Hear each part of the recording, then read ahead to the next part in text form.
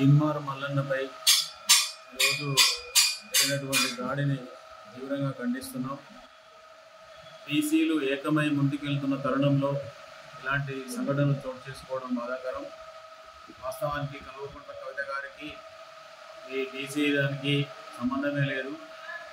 తీన్మార్ మల్లన్న బీసీల తరఫున ఎనలేని పోరాటం చేస్తున్నాడు.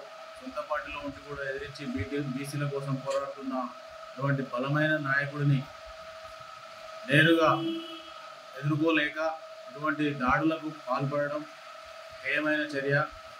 వాస్తవానికి కల్వకుంట్ల కవిత గారు మరి 10 సంవత్సరాలు టీఆర్ఎస్ ప్రభుత్వం ఉన్నది. వాళ్ళ నాన్నగారు ముఖ్యమంత్రిగా ఉన్నారు, కేసీఆర్ గారు. మరి అప్పుడు చేయలేకపోయారు. ఎందుకు చేయలేకపోయారు? 32% ఉన్న రిజర్వేషన్ని 22 తగ్గించారు. ఇప్పుడు కాంగ్రెస్ ప్రభుత్వంలో 42 పెంచారు. అది బీసీ సంఘ నాయకుల పోరాటం కావచ్చు, వినతులు కావచ్చు, నానా రకాలుగా చేసిన మా పోరాటం, బీసీ సంఘ నాయకుల పోరాటం. అది కల్వకుంట్ల కవిత గారికి, ఎమ్మెల్సీ గారికి ఎటువంటి సంబంధం లేదు. ఆమె నిజంగా బీసీల మీద ప్రేమ ఉన్న వాళ్ళే అయితే ఎందుకు పట్టించుకోలేకపోయారు? 10 సంవత్సరాలలో బీసీలను ఎందుకు పట్టించుకోలేకపోయారు? ఇప్పుడు కపట ప్రేమను ఎందుకు చూపిస్తున్నారు? వాస్తవానికి మల్లన్న ఏదైనా తప్పు చేసి ఉంటే లీగల్గా ఎదుర్కోవాలి.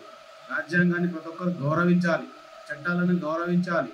ప్రత్యక్ష దాడులకు మరి ఇట్లా కార్యకర్తలను పురమాయించడం అనేది ఎమ్మెల్సీ కవిత గారికి తగదు. ఎన్ని దాడులు చేసినా కానీ బీసీ నాయకులు మల్లన్నకు మద్దతుగా ఉంటారు. మల్లన్న ఇంకా ముందుకెళ్ళాలని చెప్పి ఆయనకు మేము తోడుగా ఉంటామని చెప్పి నేను సందర్భంగా తెలియజేస్తున్నాను.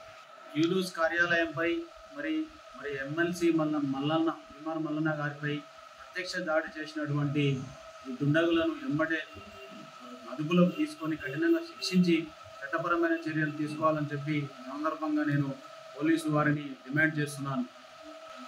కొండమల్లపల్లి మండల బీసీ సంఘం తరఫున నేను డిమాండ్ చేస్తున్నాను.